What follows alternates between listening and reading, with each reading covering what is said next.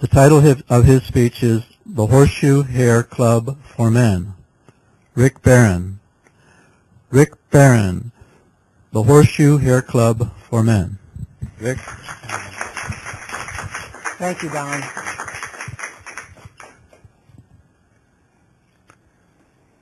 Exactly where does your forehead end and the top of your head begin?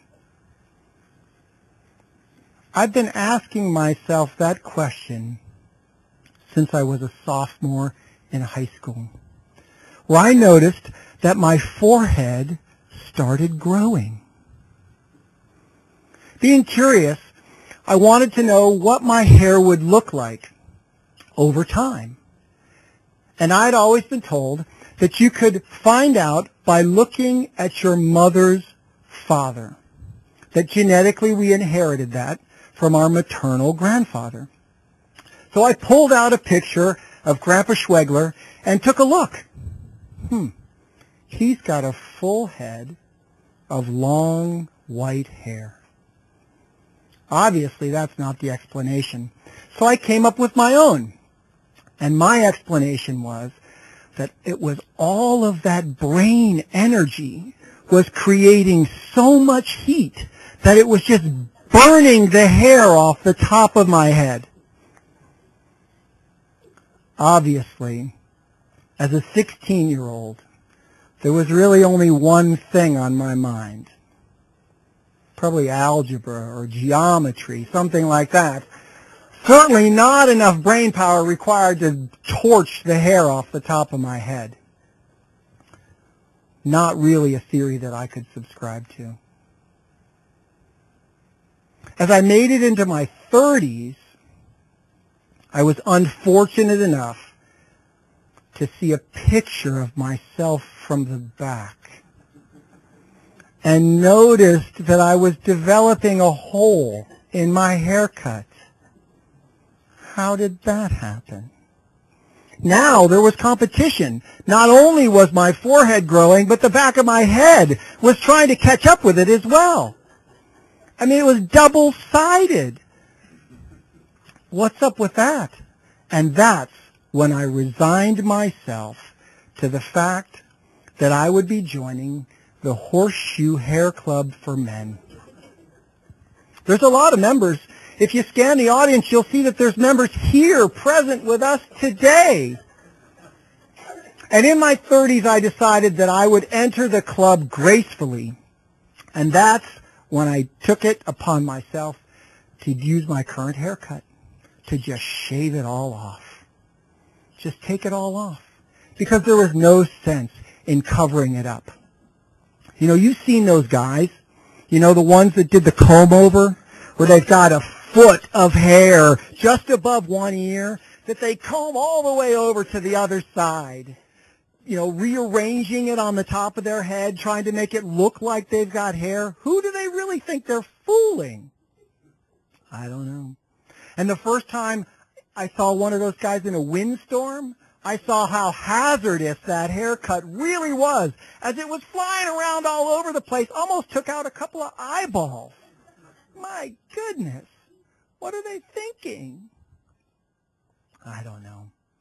Now that I'm in my 40s, I've gracefully accepted that I'm a charter member of the Horseshoe Hair Club for Men.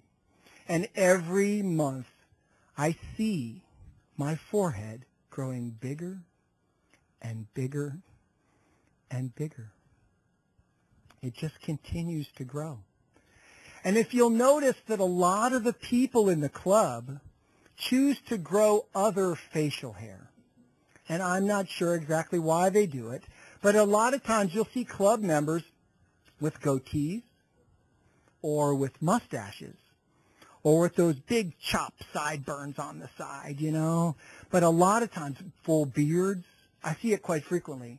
A lot of them choose to do that, and I don't understand why. I had a mustache in high school, but that was just to make me look 18. So I could pass to be a little bit older, right?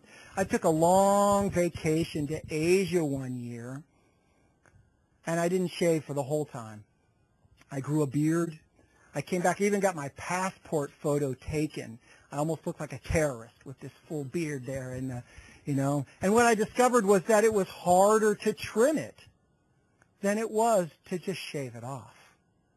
So the beard came off. I have discovered, though, that I am growing additional facial hair in very odd places. The first of which are my eyebrows. These long, wild, brown hairs go shooting out everywhere. I don't even know where they come from or how they get there. But I have made the choice to start plucking them. I don't want to be one of those guys that has caterpillars above the top of his eyes. You've seen those old guys, with the huge, bushy eyebrows, and you wonder whether that thing's alive up there or not. No thanks. So the problem I have is I'm farsighted. Standing in front of the mirror with those pair of tweezers, trying to sift through those hairs to find the right one. Ah, shucks, I can't see it. Ugh! Oops, wrong one, right? Coming back in, closing one eye, trying to no. Ugh! Missed it again. Another one gone. If you take a real close look, you might see little gaps of holes in my eyebrows as I've tried to go in and surgically remove those one or two hairs. It's not easy. Regardless of whether you've come into the club gracefully or not, whether hair is the issue that you struggle with, the message that I want to leave you today is that our bodies change as we age. And it's important to pay attention to those changes. After decades and decades, our body tells us when things are changing. And it's up to us to pay attention to those changes. We want you to live long, happy lives, whether you're in the Horseshoe Hair Club for Men or not. Thank you. Mr. Toastmaster? Okay, Rick, thank you very much.